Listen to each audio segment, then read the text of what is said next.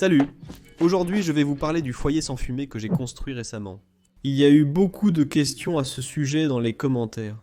Et franchement, certaines déclarations accusatrices, c'est choquant. Voici quelques conseils et astuces que j'ai découverts depuis la construction. Je tiens à être complètement transparent avec vous. Alerte spoiler, ça marche encore mieux que prévu. C'est incroyable. Désolé pour la luminosité, il fait très clair et sans nuages. Je veux vous montrer rapidement le fonctionnement de ce foyer sans fumée. Je n'ai pas encore fixé mes capuchons, alors je vais juste les enlever rapidement. Le principe de base de son fonctionnement est que de l'air frais, avec de l'oxygène frais, entre par ces espaces d'où j'ai retiré les pavés. Ensuite, cet air monte dans l'espace entre l'anneau et les pavés, et une fois qu'il atteint le sommet, il est réchauffé à ce point et sort par le trou et fournit de l'air frais oxygéné chaud pour créer une combustion secondaire. Maintenant, je ne suis pas un expert ni un scientifique. Je vous explique simplement comment le foyer Solo et le foyer Brio expliquent leur fonctionnement. Certaines personnes m'ont dit que sur ces foyers, lorsqu'ils fonctionnent à leur efficacité maximale, vous verrez de petites flammes sortir de ces trous. L'autre soir, lorsque nous avons utilisé cela, il faisait si chaud que lorsque mes filles tenaient un petit bâton au-dessus du bord, il enflammait l'extrémité car l'air qui en sort est vraiment chaud. Revenons au problème principal. Certains ont affirmé que le deuxième incendie était insignifiant par rapport au premier. Il était juste fait de petites brindilles et de petits bâtons. Je veux dire, ce n'est pas comme si tout le monde ne savait pas que quand tu mets 5 bûches sur le feu, ça ne fume pas.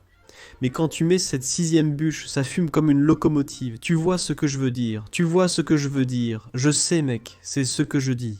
Il n'a même pas utilisé une méthode scientifique. J'aime ton style. Où as-tu eu ce pantalon? Certains disent que le second feu ne fumait pas parce qu'il était plus bas dans la fosse par rapport au premier feu. Écoutons ce que Jim Bob avait à dire, Siri. Sérieusement, avant le feu dépassait bien au-dessus du bord de la fosse, et après le feu bien en dessous de la fosse, et il appelle ça une comparaison? Votre gadget doit être nul, sinon vous auriez été honnête à propos des résultats. Vous ne perdrez plus mon temps. Ne recommandez pas ce qui est fait spécifiquement pour des imbéciles comme vous. Oh, Jim Bob, il a vraiment perdu son calme. À Jim Bob, je dis bonne journée. Je vais vous montrer pourquoi ces gars et Jim Bob avaient tort plus tard dans la vidéo.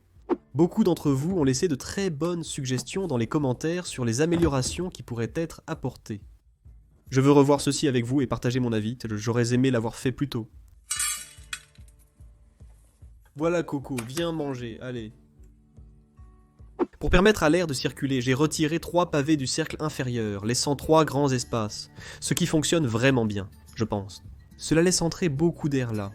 Mais je n'ai pas pu le faire de manière égale, car je n'avais pas le bon nombre de briques, car j'utilisais juste les pavés qui étaient déjà ici.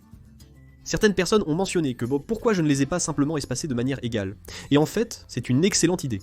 Cela ne m'est jamais venu à l'esprit lorsque je filmais de faire cela. Donc c'est vraiment très bien. Retirez 3 ou 4 des pavés, et ensuite vous pouvez espacer les restants.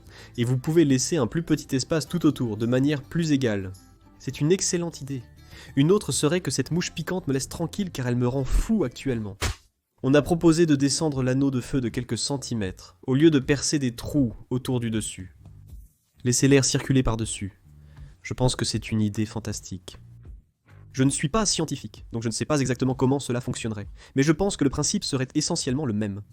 La seule raison pour laquelle je l'avais monté tout en haut et percé les trous était pour que je puisse poser le capuchon dessus, et qu'il ait réellement cela sur quoi se reposer également. Voici un autre conseil, et je pense l'avoir mentionné dans l'autre vidéo. C'est qu'au lieu d'utiliser, ce sont les pavés empilables de 11,5 pouces. Je pense qu'ils vendent un de 8 pouces. Si vous avez fabriqué votre foyer avec ceux de 8 pouces, et ensuite acheté les capuchons préfabriqués pour ceux de 11,5 pouces, vous n'auriez même pas à fabriquer vos propres dessus en béton pour cela. Et donc c'est juste un autre énorme gain de temps pour vous. J'utilise ce maillage en fibre de verre pour renforcer la résistance au lieu d'utiliser du fer à béton, car je n'ai pas pu en trouver de petits. Techniquement, le fer à béton ou le maillage n'est probablement pas nécessaire. Je l'ai fait par précaution. En ce qui concerne le fer à béton, cependant, vous pourriez en fait utiliser du grillage ou même du fil de poule pour aller à l'arrière de cela. On les trouve facilement dans une quincaillerie. Pour donner de la texture à mon béton j'ai utilisé du bicarbonate de soude, ce qui lui a donné cet aspect vieilli. Certaines personnes n'ont pas aimé ça. Vous savez, si vous n'aimez pas ça, vous n'êtes pas obligé de le faire. Mais d'autres personnes ont demandé si vous pouviez utiliser une texture de scellement à jeter sur le moule ou autre chose. Je ne sais vraiment pas si cela fonctionnerait. Il y a très longtemps, quand je travaillais dans l'industrie du béton préfabriqué, c'est ce que nous utilisions. Nous utilisions du bicarbonate de soude et de l'eau pour donner à chaque pièce sa texture unique. Il est facile de le dissoudre du béton une fois qu'il sort du moule. Et tout ce qui reste dans le moule est également facile à laver. Un autre de mes conseils préférés qui était dans les commentaires était d'utiliser de la peinture en aérosol noir haute température pour peindre l'anneau de feu. Je pense que c'est une excellente idée pour plusieurs raisons. Après l'avoir eu à un moment, je ne suis pas satisfait de l'intérieur. Il semble manquer quelque chose. Je pense que cette peinture en aérosol noir sera idéale. C'est bon jusqu'à 1200 degrés. Ils avaient en fait une boîte juste à côté qui allait jusqu'à 2000 degrés. Et ne me demandez pas pourquoi je ne l'ai pas achetée. J'ai juste acheté celle-ci. Il y a une autre raison pour laquelle vous pourriez vouloir vaporiser le vôtre. Et j'y arriverai dans une seconde. Abordons maintenant le deuxième sujet le plus controversé concernant ce foyer sans fumée. Et c'est que l'anneau de feu lui-même est galvanisé. Plusieurs personnes ont commenté à quel point c'était dangereux. Pas vraiment. Les soudeurs doivent faire face à cela parce qu'ils utilisent une chaleur très élevée. Et je veux dire que leurs visages sont assez proches de ce qu'ils soudent. Et lorsque vous mettez une chaleur élevée sur du métal galvanisé, cela peut dégager des fumées nocives. Et si vous n'êtes pas dans une zone bien ventilée et que vous respirez cela peut provoquer une toux et pas d'effets secondaires à long terme. Les soudeurs boivent du lait pour s'en débarrasser. Je suis dehors dans cet immense espace, peut-on être mieux ventilé ? Je ne pense pas, à moins que vous ne vouliez profiter de votre temps. Si vous vous asseyez autour de votre foyer comme ça, et comme ça alors je ne sais pas quoi vous dire.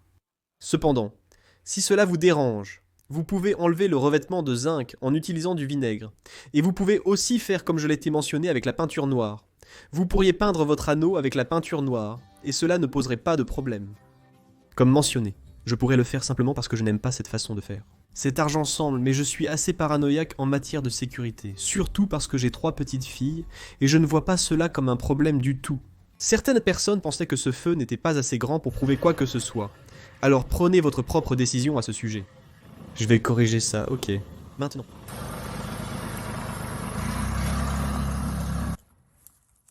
Nous allons construire un beau grand feu qui klaxonne.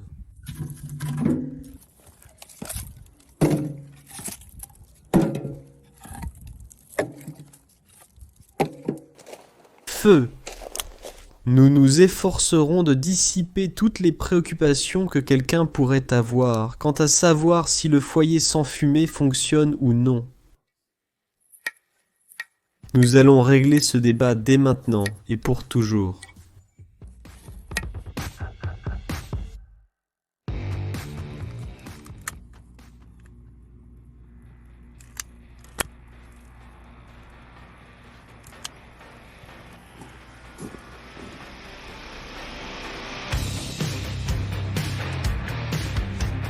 Il y a beaucoup de bois là-dedans. Il fait chaud. Je vais vous dire ceci, si vous voulez faire un petit feu, je vous recommanderais certainement d'opter pour un anneau plus petit. Cela fonctionne mieux une fois qu'il est vraiment bien chauffé. Une fois chaud sur les côtés, il commence vraiment à brûler la fumée. On peut vraiment voir de la fumée à l'intérieur du foyer. Je vais essayer de prendre quelques photos. Et de temps en temps, un peu de fumée peut s'échapper. Mais la plupart du temps, ce qui se passe, c'est que la fumée tourne à l'intérieur du foyer, et elle se consume avant de quitter réellement le foyer. J'ai oublié de mentionner que je vais probablement avoir des gens qui se plaindront maintenant que le feu est trop grand. Ce bois reste à l'extérieur, il est recouvert d'écorce, et nous venons d'avoir une pluie torrentielle, il a plu toute la journée hier. Donc ce bois n'est même pas si sec. Maintenant, je veux dire, le bois lui-même sèche depuis qu'il a été coupé pendant longtemps. Mais comme je l'ai dit, il était juste au milieu d'une averse hier, donc il n'est pas complètement sec, et vous pouvez voir à quel point cela fonctionne bien si vous n'avez pas vu la vidéo originale de la construction du foyer sans fumée, ou de l'accrochage des lumières de patio autour de lui. Des lumières autour de lui. Ce gars est stupide et son impressions sont nulles.